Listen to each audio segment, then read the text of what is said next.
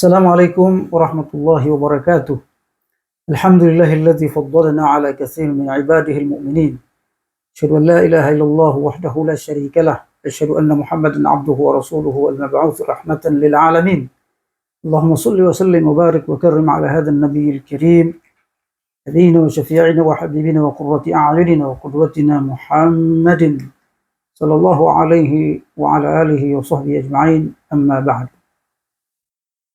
Kita bersyukur pada Allah Subhanahu wa taala, kaum muslim dan muslimat, para shaim dan shaimat atas semua nikmat Allah Subhanahu wa taala, termasuk memberikan kesehatan pada kita dan kesempatan pada kita untuk melakukan ibadah, laksanakan seluruh ibadah di bulan Ramadan yang penuh berkah dan penuh hidayah ini insyaallah. Salawat dan salam atas Rasulullah Muhammad SAW beserta para sahabat, keluarganya dan kita semua umatnya yang selalu istiqomah terhadap Islam ila yaumil qiyamah. Allah Subhanahu wa taala berfirman dalam Al-Qur'an, "Kuntum khaira ummatin ukhrijat lin-nasi ta'muruna bil ma'ruf wa tanhauna 'anil munkari wa tu'minuna billah." Kalian adalah umat terbaik yang pernah diorbitkan oleh Allah Subhanahu wa taala dari kalangan manusia. Karena kalian melakukan amar ma'ruf dan nahi munkar serta beriman kepada Allah Subhanahu wa taala. Kita, kata Allah Subhanahu wa taala dalam ayat ini, umat Islam adalah para dai. Umat Islam adalah orang-orang yang harus melakukan dakwah dalam kehidupan ini, yaitu melakukan amar ma'ruf nahi munkar. Istilah dakwah pada ayat ini adalah amar ma'ruf nahi munkar. Kalau kita lihat ayat ini mendahulukan amar ma'ruf nahi munkar, lalu kemudian tu'minuna billah. Para ahli tafsir mengatakan mendahulukan amar ma'ruf nahi munkar, kemudian tu'minuna billah, beriman kepada Allah, menunjukkan urgensi, posisi dan kedudukan amar ma'ruf nahi munkar itu luar biasa dalam Islam. Seakan-akan kebaikan umat ini tidak akan pernah muncul, tidak akan pernah dirasakan oleh manusia kalau tidak melakukan amar ma'ruf nahi munkar. Oleh karenanya Ikatan Dai Indonesia IKADI selalu akan konsen terhadap dakwah ini. Lalu kemudian kita tetapkan dan sepakati sebuah manhaj yang disebut dengan manhaj dakwah rahmatan lil alamin. Jamaah sekalian dirahmati Allah SWT, para duat dan para ulama yang dirahmati Allah Subhanahu wa taala. Nahnu du'at qabla kulli syai. Para ulama mengatakan bahwa kita adalah dai sebelum segala sesuatu, sebelum segala profesi yang lain yang melekat pada diri kita dan kehidupan kita. Para ulama mengatakan bahwa dakwah atau amar ma'ruf nahi munkar adalah fardhu ain berdasarkan banyak ayat dan banyak hadis dalam Al-Qur'an. Di antaranya Allah Subhanahu wa taala berfirman dalam surat Yusuf 108. A'udzubillahi minasyaitonir rajim.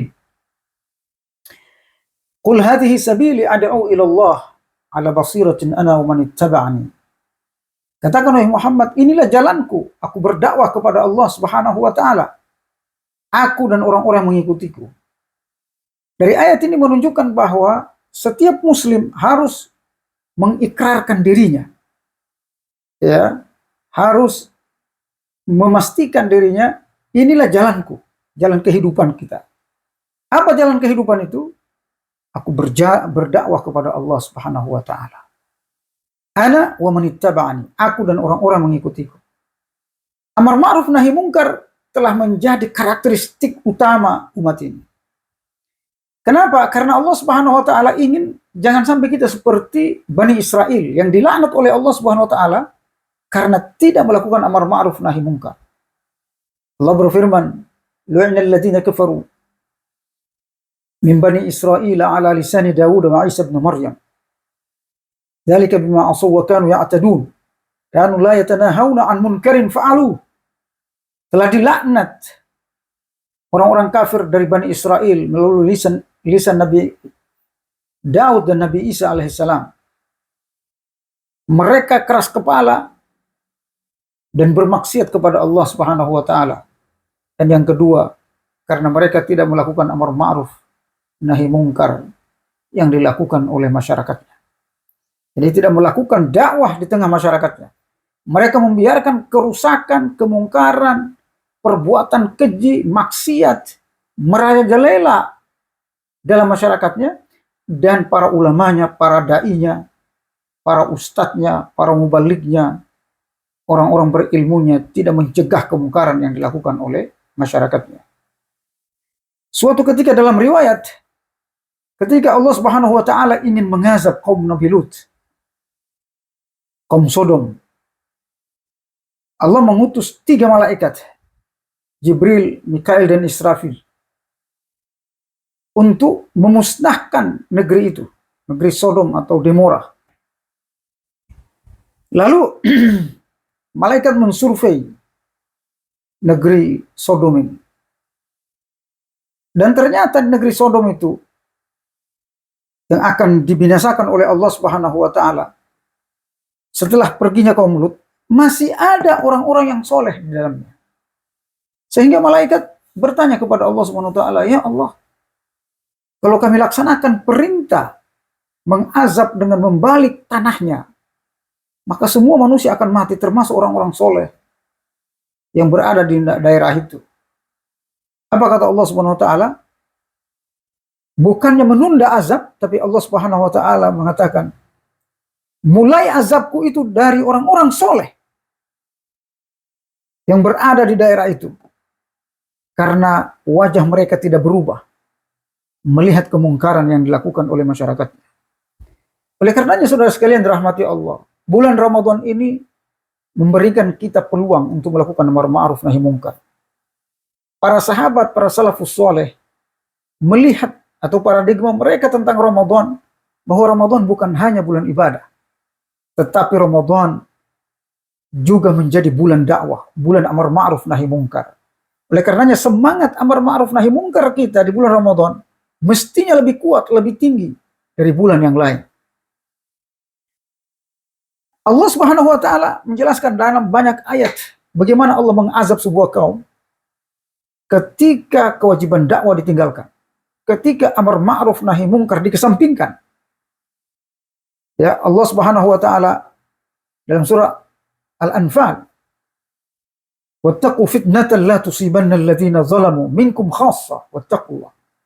Bertakwalah, takutlah kalian kepada Allah Subhanahu wa taala, Allah yang akan menimpakan kalian azab fitnah, di mana azab ini tidak menimpa hanya orang-orang tertentu di antara kalian.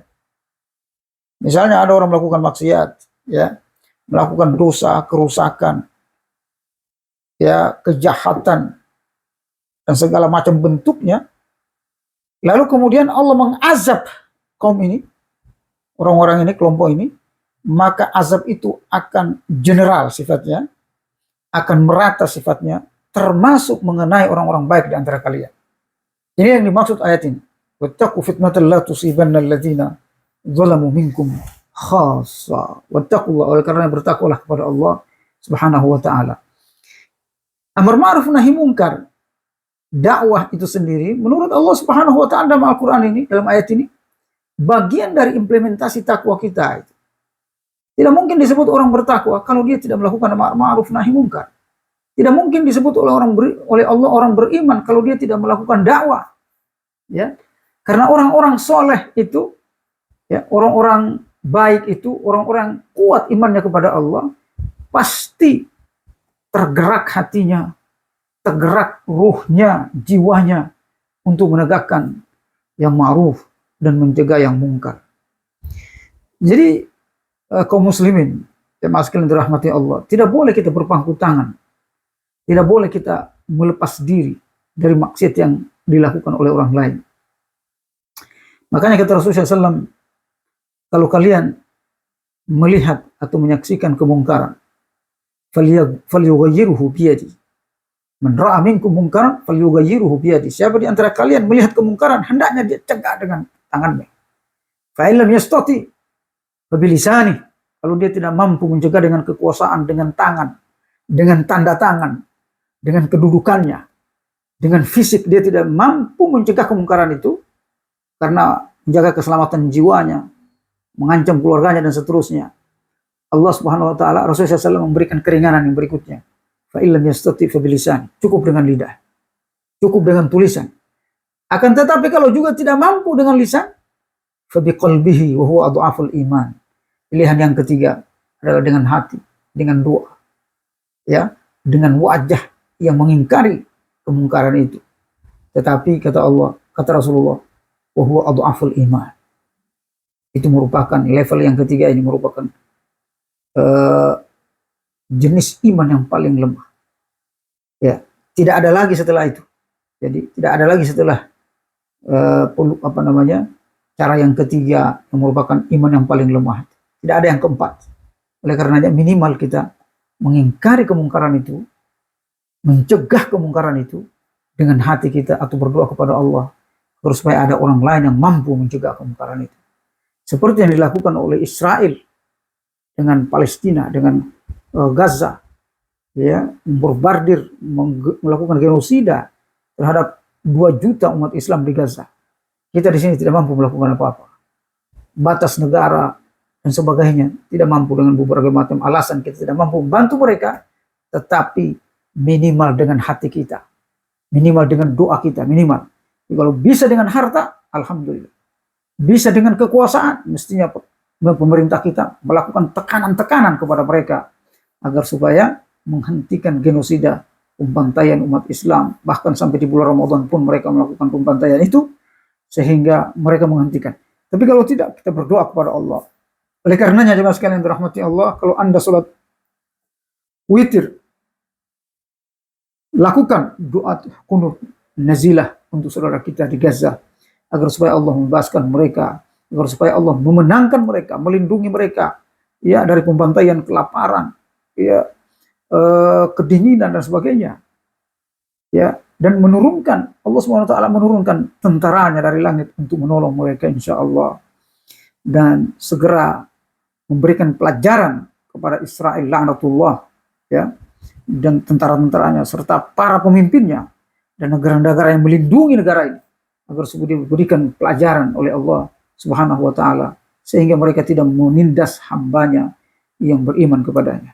Semoga Allah Subhanahu wa taala memberikan kemampuan kepada kita untuk terus melakukan amar ma'ruf nahi mungkar dan dakwah di tengah masyarakat kita, khususnya saudara-saudara saya, para asatis, para alim, para kiai yang ada di Ikatan Dai Indonesia di seluruh Indonesia. Allahul musta'an, billahi taufiq wal hidayah, Allahul muwafiq ila aqwamit thoriq. Wassalamualaikum warahmatullahi wabarakatuh.